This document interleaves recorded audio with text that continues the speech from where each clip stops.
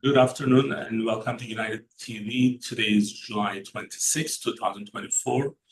I'm Kamal Arkan. Today we have our Senate Majority Leader, Bryan Townsend, with us. Bryan, how are you doing?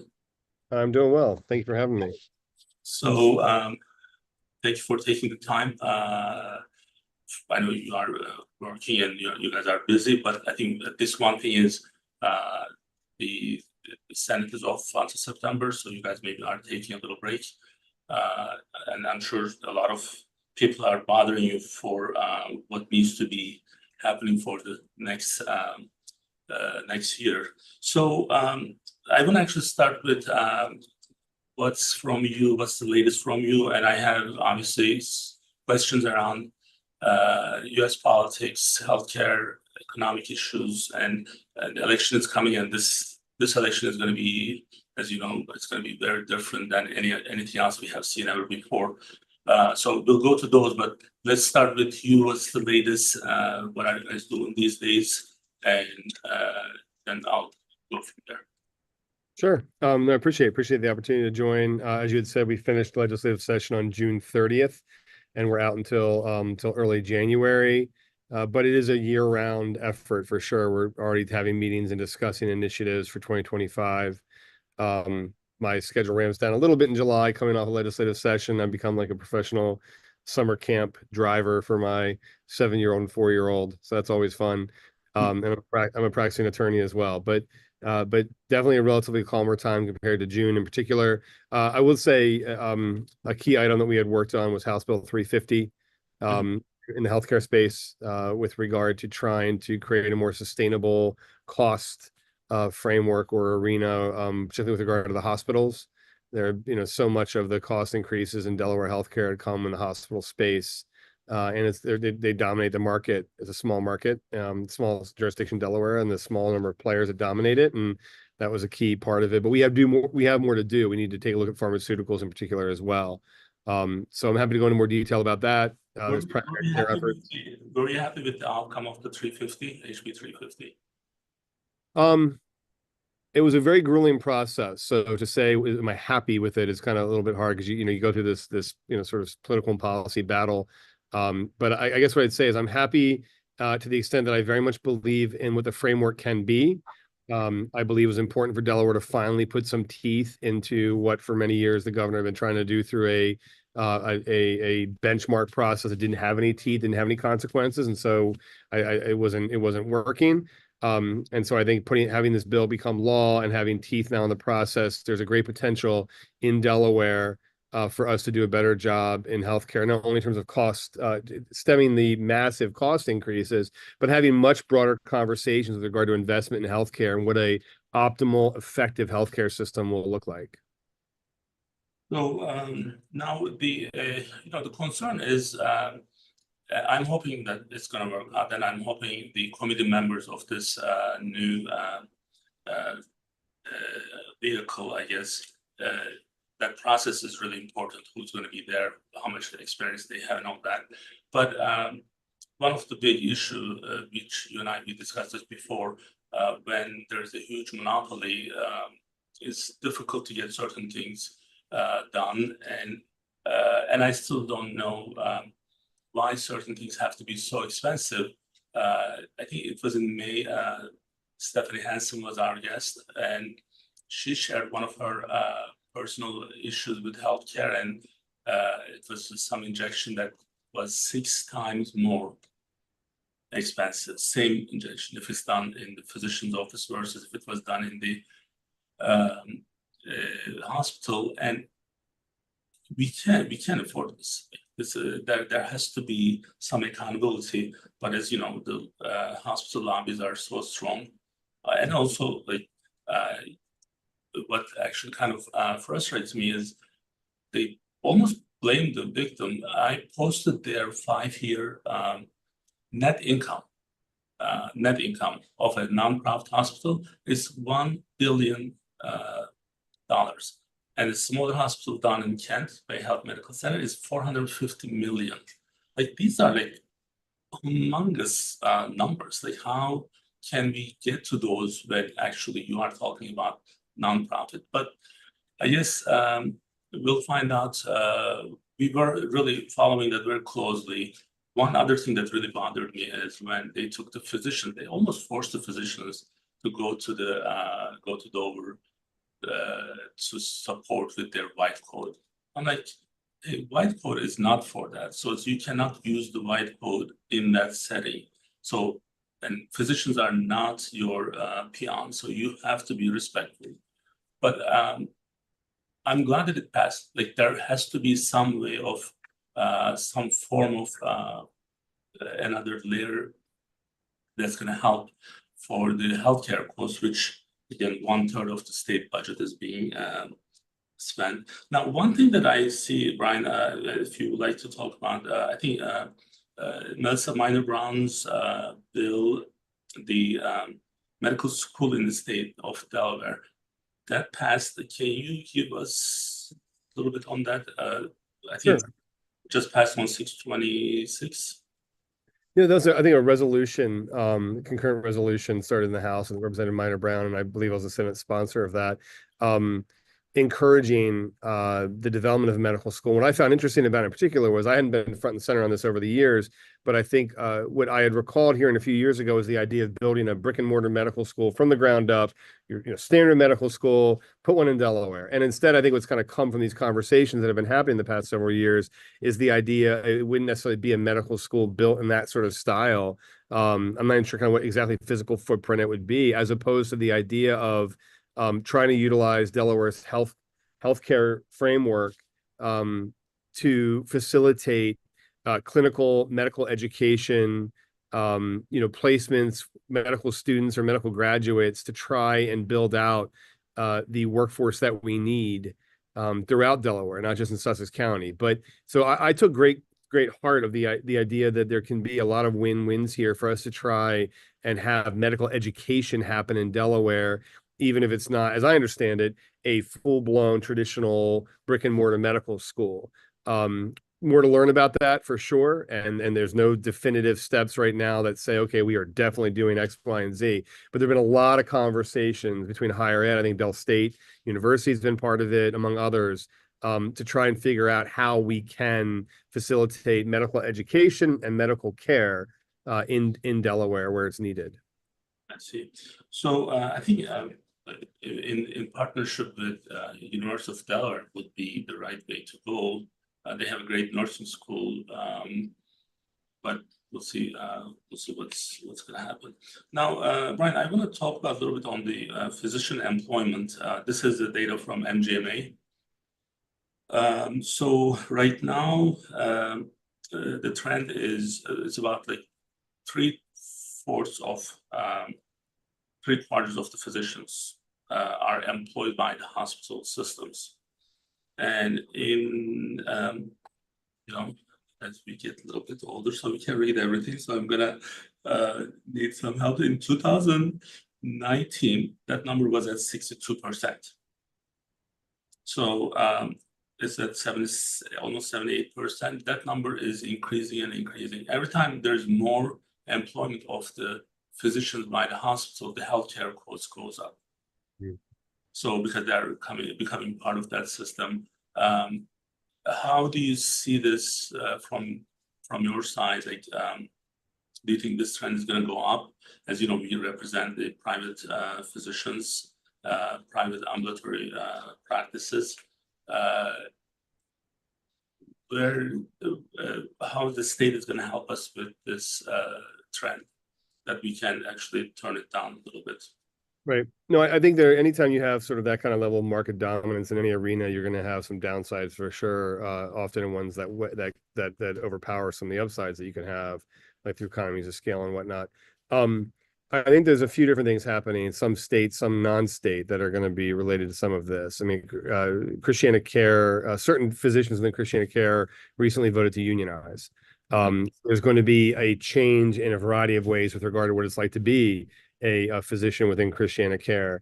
You also have, as we said, HB 350, the Hospital Cost Review Board, that I think has great potential to try and reorient a variety of things that happen in the Delaware healthcare space, with a lot more specific, based on a lot more specific data that we'll finally have access to and be able to make some better policy decisions with regard to that. So that stands some great potential. I think that the efforts over the past few years to try and enhance primary care have been minimally effective, essentially. There's been a variety of ways in which those efforts have not borne the kind of fruit that they could have borne, that we hope they would bear. And so I think there's going to be I know there's going to be gearing up because I'm going to be leading it to try and revisit that. I think there was actually an op-ed in the New York Times recently talking about Medicaid reimbursements for primary care and how you've got to enhance those. I mean, Medicaid's a state administered program. So I don't recall, frankly, from the op-ed if they pointed to any specific jurisdiction, but the general sentiment was Medicaid reimbursements for primary care writ large are lagging big time. And because of that, you have fewer and fewer people going into primary care for that particular population.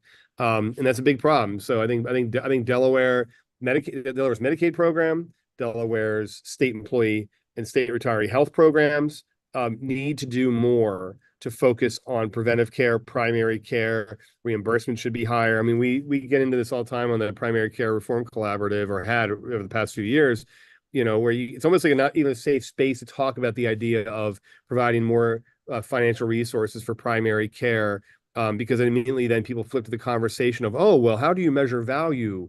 And it's sort of like, do you guys not understand how bad it is where if you can't keep people in the profession, if you can't have people available to take basic health checkup appointments, basic stuff. I mean, you want to do like a value formula for measuring blood pressure and checking someone's heart. It's frustrating how kind of like hyper specialized or mechanical some of this has gotten in the healthcare space when we look and we see a massive workforce shortage issue. So I think that we have got to do a far better job from the state side of things to try and provide the right kinds of resources, the right kinds of incentives. There's no doubt more groups of physicians can do certain things and adopt certain frameworks that do enhance value. There's no doubt that traditional fee for service is not the way just to go, no questions asked. But we've got to do a better job ultimately of putting our money where our mouth is with regard to primary care, preventive care, equitable access to healthcare. You've got to invest in not just people, Delawareans at large, but invest in the physicians and nurses, providers who are going to actually make the care possible. And so I do think, as frustrating as it is to not have as much progress as we should see right now, I remain hopeful because I think that there are the right people sort of in the space talking still, but we have got to come together in a more candid and bold way to try and make those changes happen. So primary care, I mean, with your efforts, actually, I have to give you a lot of credit for this because this was one of your bills. Last year in 2023, primary care did get more support. That's about 6.3% more. I know that's not the final numbers, but it's a start. In 2022, it was 4.7% up. So I think it's going on the right direction. And one of as many of my providers are being primary care, and us being competing with the hospital systems, this is something that many people don't really understand. Now, when you have this nonprofit label, the issue is like you have the nonprofit label, then you have the higher reimbursements. So all of a sudden, the private practices become kind of like it's a disadvantage already. We are in a disadvantage from the start. So there's the higher reimbursement, there's the nonprofit, and there's this group who's trying to do the same thing the other system is doing with all that support. Now, what they do is they increase their salaries, the benefits, and they're making it almost so difficult to compete. But then the reality is, how Friends did this 4-day work weekend, it's not working. I mean, you have to produce, you have to work. You can't really just feed people if you are not producing. So they created this shortage and made maybe the shortage even bigger by limiting what physicians can do. Now, I remember several years ago where, in the hospital, the internist, as a hospitalist in one of the hospitals, would be able to see 25 to 28 patients. That average today is 15. and there is no increase on quality of care. So he's or she's able to see only 15, and also, as you know, the medical schools with the limits of the number of hours that they have on a weekly basis, so they're at 55 hours. So they don't learn as much as they did before. So because in 3 years, it needs to be either you're going to increase it to 4 years if you don't want them to do those excessive hours, or they're going to do it. So now they come out and then they don't know as much as they did before. I mean, I hired the most number of hospitalists as an individual because it was a private business that time.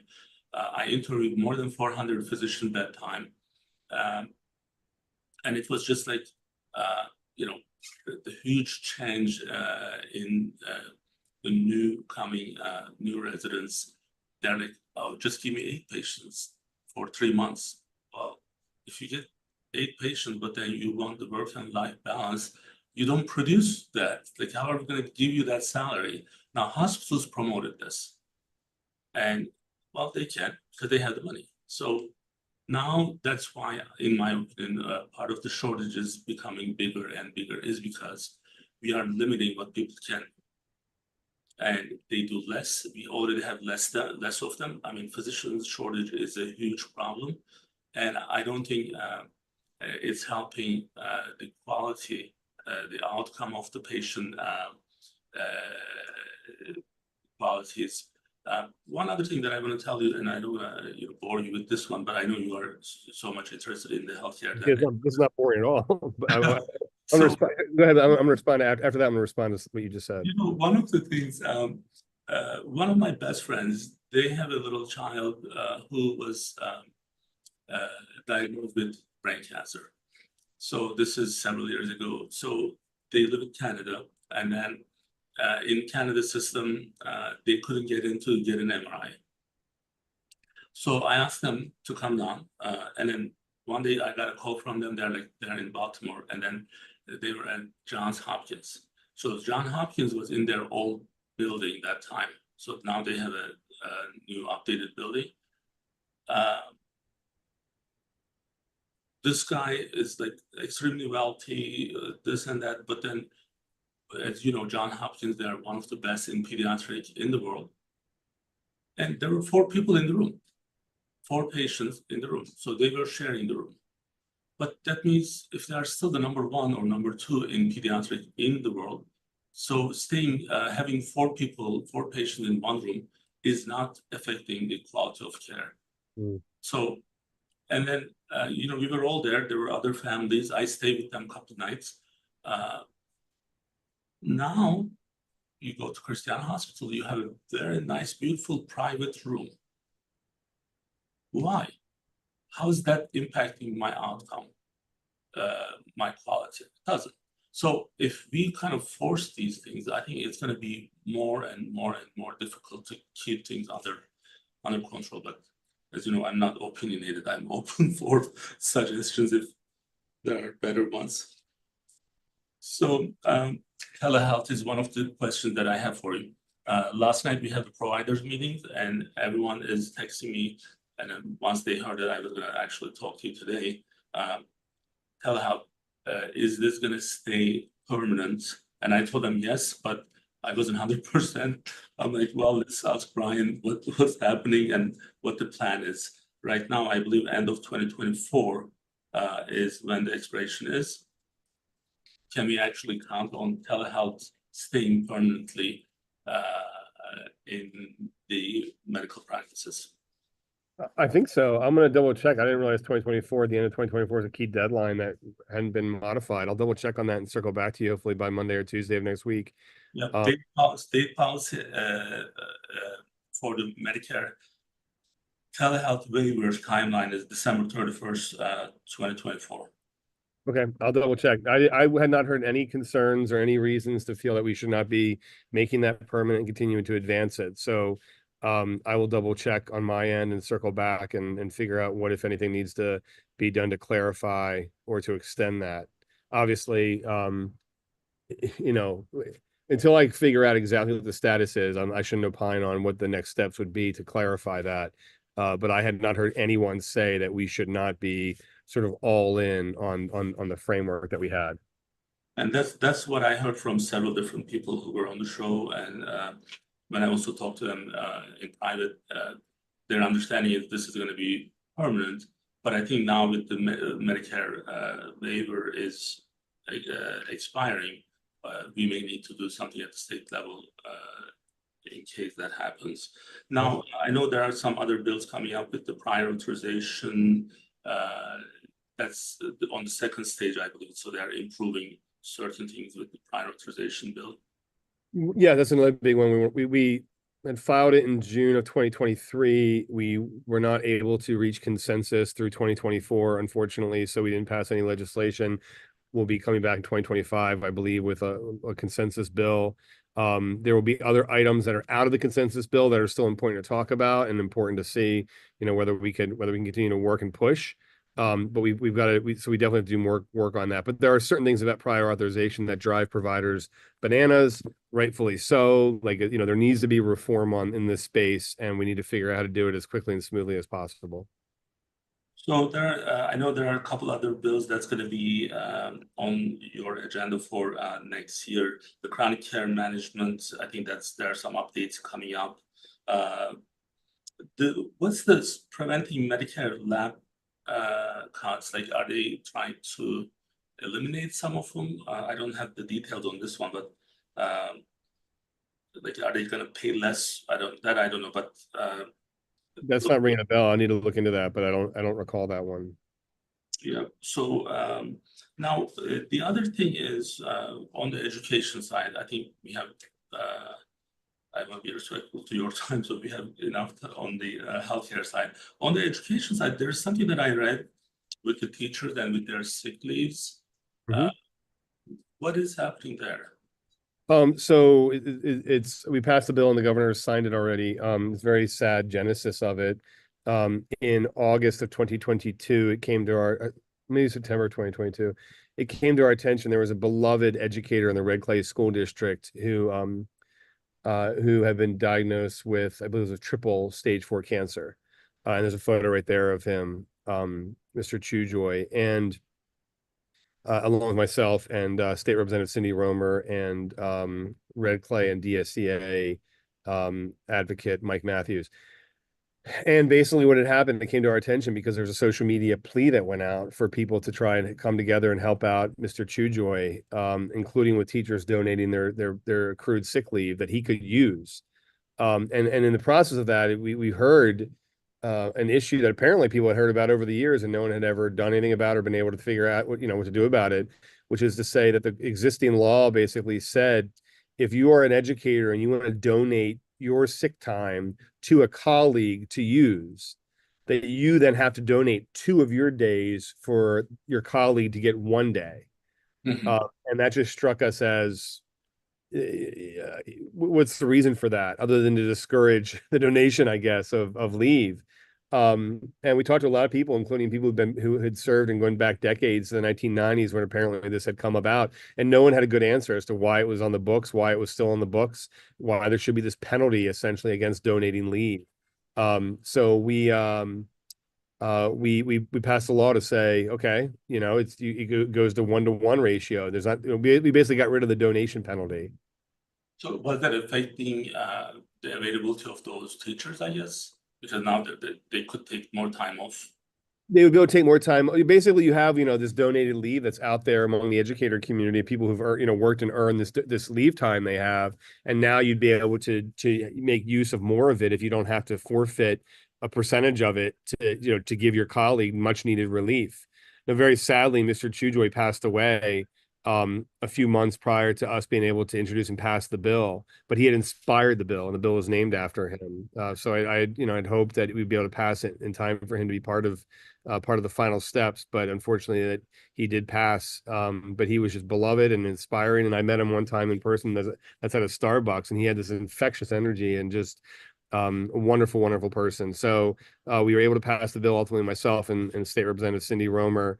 The governor signed it in a very quiet ceremony with Mr. Chewjoy's mother and Mr. Chewjoy's brother in attendance. And thankfully now, when you have a colleague who needs leave, And since we have this framework of donated leave, now there won't be this penalty when you're trying to help someone in their most, most dire moment in life. So do you think this also would help promote the public schools a little bit for like getting more teachers or better Yeah, attract for I those? think so. I think it can. I mean, it certainly can show that we value, the work they put in and the benefits they earn, and we want to have fungibility of those in a more meaningful way. And so fungibility or flexibility. And so I think so. I mean, I don't know if it's going to be central to any of that, but I certainly think that I know that educators for a long time had been talking about it kind of more quietly than loudly publicly. I come from a family of educators. My brother, my sister-in-law, his wife are both educators. I've got two other siblings or siblings-in-law who are counselors in schools. And I brought this topic up one time, a year and a half ago at a family dinner, and they said, "Oh yes, we've heard about that. That's ridiculous. Why is that way?" So it was the kind of thing a lot of people were unimpressed with and frustrated by, but it hadn't coalesced into like a specific legislative initiative until very sadly Mr. Chujoy's illness and then fight and struggle against cancer and ultimately his passing. And so at least now we've kind of, made what I would say is make our law more reasonable. And if educators take note and find, more satisfaction out of that from a workforce perspective, great. But at the end of the day, at least for those people who need it in a really tough moment, a medical moment, they now are going to have a more forgiving, supportive system in place. All right. So one, in the last 2 weeks, a lot of things happened in US. One is the assassination attempts with former president, and then there are other things happen. Now, President Biden now is stepping down from the candidacy, and Kamala Harris is running, but she's not endorsed by the party yet, right? So that's not definite yet. So Right. I mean, I think I think unofficially, I mean, it's, right. So now, how do you see all these like Trump got a lot of momentum from right after the assassination attempt, and now Biden stepping down right after that. I had a couple issues, and I know sometimes I get some not so great comments from my Democrat friends. I thought that was a very late decision for Biden, Mhm. Especially like 9 days before he stepped down. He gave this really strong message, and it's kind of like way too late in the game. Now you're a lawyer, so if I was a Democrat candidate, potential candidate, and I didn't run because Biden was running, and then now it's too late that I cannot get into that race, I would probably hire you to defend me. Would you defend me in that situation? No, I mean, I think the reality is that there are processes in place for the party to decide who their nominee is, and they make use of a primary election system, but there are rules about how it needs to go if you do all of a sudden have a vacancy in the ticket. And here we do, because President Biden, I think, exceptionally selflessly and with patriotism beyond belief, decided to pull his name off of the ballot. And there are mixed feelings that a lot of people have about that. They can admire him tremendously on a personal, professional, political levels, but still believe that that was the right decision. And I certainly think overall that I guess I was surprised. I didn't watch the debate. It was a legislative session night, and I wasn't able to watch the debate, but I certainly heard about it immediately and how concerned people were. And then I guess I was surprised that I thought that President Biden did a really good job coming into some of his interviews in July to make the point that he is still able to lead and prepared to lead, prepared to serve as president, including his performance at the NATO conference. And so, yes, he then made some subsequent slip ups, in media interviews, referring to Vice President Harris as President Zelensky as President Putin. He then referred to Vice President Harris as President Trump. But those are things that President Biden has done for years. And frankly, those are things that all of us do who are giving interviews frequently. So, but the problem is he's under such a microscope now that those slip ups are somehow part of some kind of cognitive issue as opposed to just how he's always been. And I think the reality is I was actually a little surprised, but by what seemed to be a mindset that the American people reached that they were not going to be supportive overall of President Biden, no matter how well he tried to do or did do in the subsequent weeks. So I think because of that, and because the stakes are so high, he decided to step back, and now Vice President Harris is almost certainly going to be the nominee, and essentially is the nominee, but needs to be finalized still. You mix into that, you reference the assassination attempt on President Trump, which is a stunning development, the likes of which I had never seen in my adult life. And it's just such a fluid, dynamic situation where the stakes for the United States and the entire world, frankly, couldn't be higher. So I think a lot has happened. A lot needs to sort of settle down the next couple of weeks to really be able to see how the American people feel about all of this. But I'll also note that you can have polls and whatnot about how the American people feel all across the country. That's all well and good, but the reality of our electoral system with the electoral colleges, it really comes down to a few 100,000 people in a few different swing states, 4 or 5 different swing states. So how do they feel? How do they feel about it? Because that's what's really going to determine the results of the election. So I'm running a poll on Twitter, and I did this before. I don't know if you can get that, Sean. So I don't think I'm like, look, I'm the co-chair of Democrats governor candidates. I'm on the finance committee of Sarah McBride. I work with Lisa Rochester closely. I work with Kyle Evan Gay. So like almost 100% Democrats, right? So I don't think I have this like Republican followers on Twitter. I'm promoting this one to kind of see how it's going to end. It's just new, started yesterday, I think 2 days ago,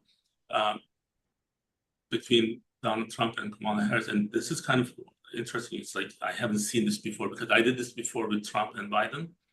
The numbers were reasonable. Now 87 to 13%. Do you think Kamala Harris has a chance? I think so. I mean, I think that the amount of enthusiasm that seemed to sort of explode on the scene after the announcement from President Biden, and then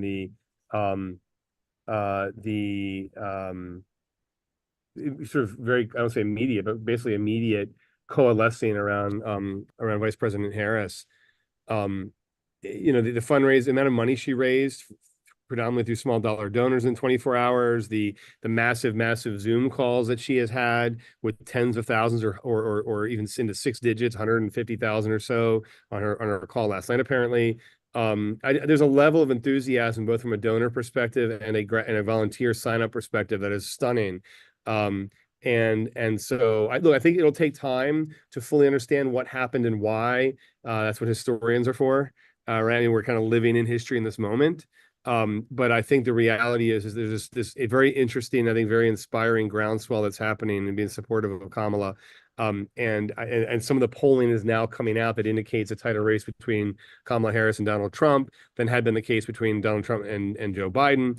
And it'll just take time, though. It takes a few weeks to kind of like, get the announcement from President Biden, historic. The assassination attempt on President Trump, historic. Republican convention, now you have a Democratic convention soon, although it's a couple weeks out. So I think there might be like this, there might be a little time before the Democratic convention to do polling that sort of is a little bit clearer on where things stand and why. But you might really be into sort of like late August, early September before polling is sort of like is more indicative of where the race has coalesced. You've got the vice presidential nominee, JD Vance, that in the recent days, a lot of stuff's coming out about, and a lot of people are very concerned about, to the point where even media is reporting that President Trump himself now is having misgivings or regrets about choosing JD Vance, Senator Vance, as his nominee. So I don't. It's going to be crazy because it's such a short timetable to get to a November election. But I think that overall, right now, it's way too early to tell with any certainty as to what the actual polls would say. But I think there are these other metrics or indicators that are very, very favorable for a Kamala Harris presidential candidacy. So in January, I did these polls, and like, because of this YouTube stuff, I had to kind of do some of these and promote them. So on January 18th, I asked whether or not Joe Biden should be running for re-election, should run for re-election, and at that time, almost 819 people answered, and 64% said no. And the one that you see on the screen now, I asked this question if 63.6% says he shouldn't be running, who would be the next or your choice? And then Kamala Harris had the lowest number there with 17%. Buttigieg, 18%. Gavin Newsom and his number two with 24%, and Michelle Obama was 41%. And I suggested that time that Michelle Obama should be the one with Gavin Newsom as the VP, but no one listens to me. And although Biden is kind of my neighbor, he doesn't call me these days. I should have given him better options. I'm concerned about Kamala Harris, and I'm open. I'm okay to talk about it openly. It's just it's risking the elections. Trump is coming a little bit too strong. Now, of course, this is election. Everything can happen. How many people are going to go and show up to vote is going to be very important. And small things can make a big difference, as you said. But they should utilize these Twitter polls. It's useful. Now, last thing, and I know we took a lot of time from you, Delaware governor's race. We have Bethany Holdon, Matt Meyer, and Colin O'Mara. So, what's your take for the Delaware race? Certainly it's it's a three-way primary, which always makes it interesting. And we've got 6-7 weeks left to go, give or take, with the Delaware's primary in September. So I think that there's the amount of sort of third party money is going to be interesting, perhaps historic in its role here. And I'm sure there's going to be a good amount of negative campaigning, which is going to be unfortunate. So we'll have to wait and see how it all shakes out. But anytime you have a three-way race, it becomes very dynamic and can be difficult to sort of peg with certainty. And at the end of the day, I think that there's no doubt that a gubernatorial race is important. There's no doubt it's important. But I also think that the legislature, and I can obviously speak primarily from the Senate side, are very prepared to have the kind of continuity I think is very important for Delaware's policies. We've been working on issues, and you and I have talked about them today a good amount with healthcare. We've worked on them the past few years. We're going to continue working on them. So I'm not trying to say that that a governor is not important. Obviously, she or he is tremendously important. But so is a legislature that is exerting itself in policy ideas and working with stakeholders to bring ideas to fruition, and that's what we're prepared to do. Obviously, we'll as soon as the primary is over, we will we'll work with whoever the nominee is to begin preparing for a successful 2025. But prior to that, I mean, you have legislators. We just finished session on June 30th. We're already taking stakeholder meetings for for legislative ideas in 2025, prior authorization, primary care investment, pharmaceutical cost review boards, all kinds of stuff we need to work on. And so we'll figure out who our partner is in the governor's office as soon as the polls close. Well, it's going to be an interesting race, and from my point, I have a horse in the race, so I'm going to be biased, of course. I'm the co-chair, so but the one reason that I'm with Bethany is because I look at the experience, I look at the accomplishments, and what she has been managing so far, and being in different industries, healthcare, education, and understanding them at the really good level. I think she has a lot to offer. But of course, our voters are going to decide for that, and we wish them all best luck. Bryan, thank you so much for joining us. And I know you are one of our go-to person when we have problems with our day-to-day healthcare related issues. You are extremely helpful for our physician community, and we are here to also support you at any time you need anything from us. Thank you so much. I appreciate it very much, and I look forward to the sixth time. Today's my fifth time. I look forward to the sixth time pretty soon. Right, we'll be definitely having you again. Thank you. Thanks.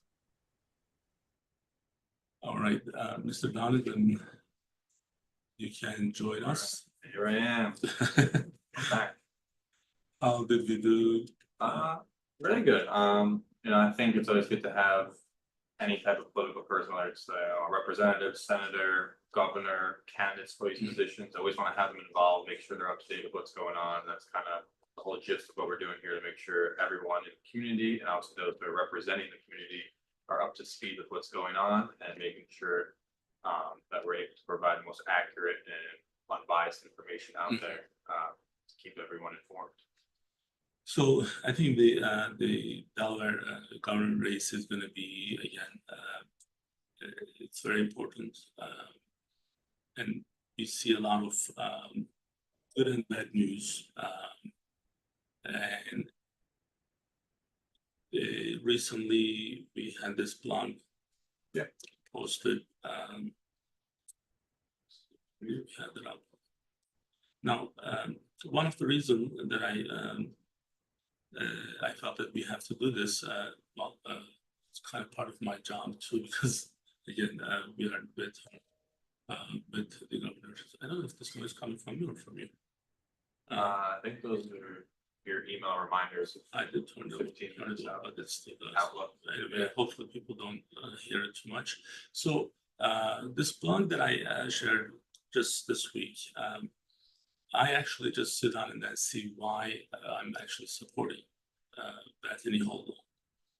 I see Bethany being the Delaware's future and champion for the future, and then I started kind of just making bullet points to see why I could just do the support for other people as well.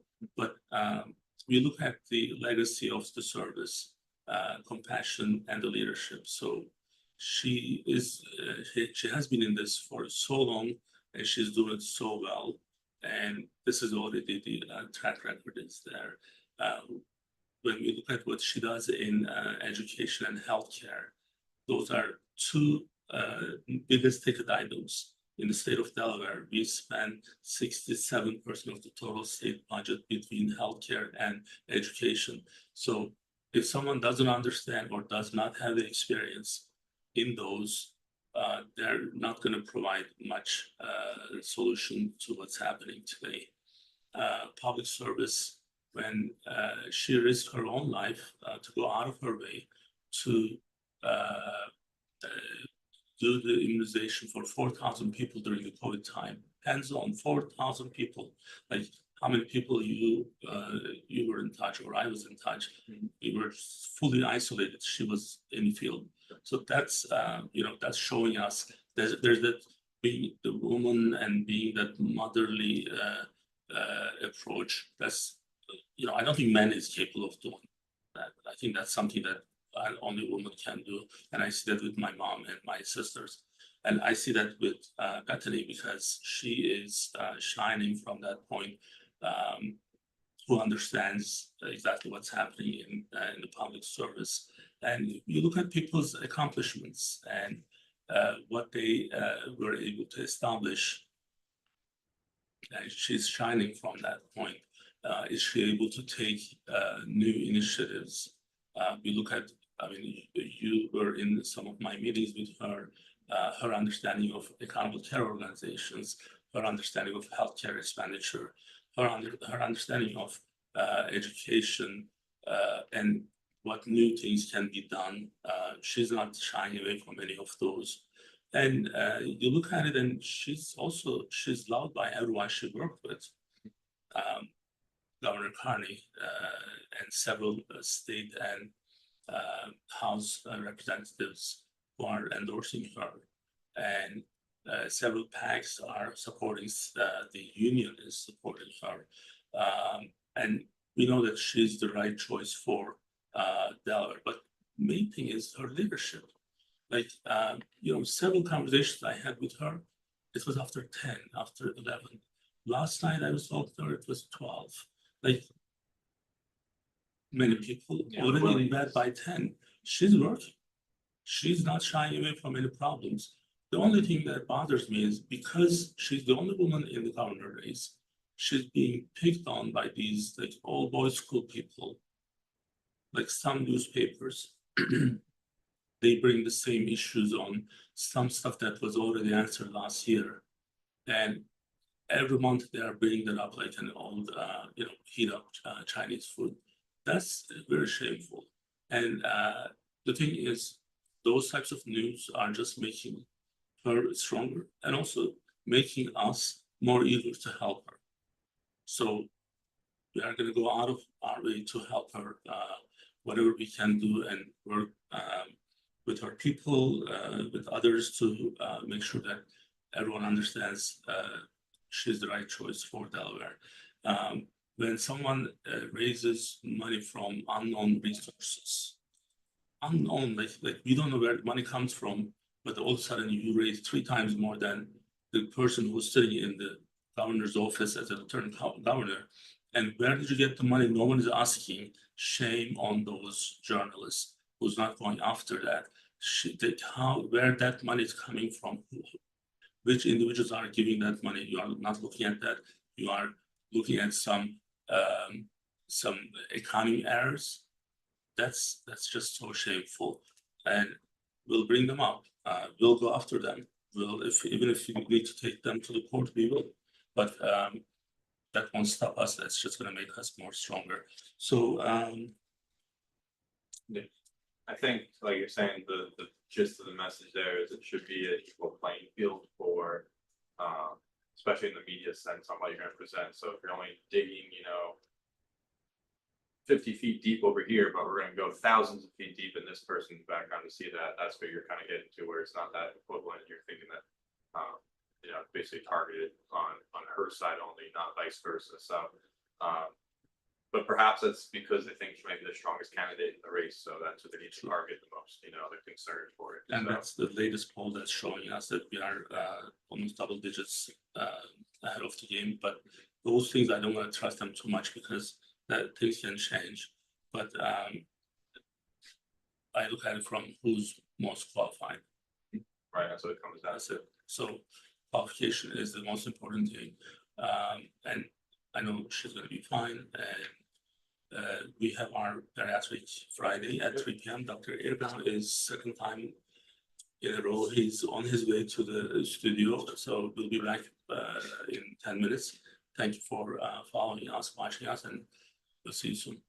Bye-bye. Thank you.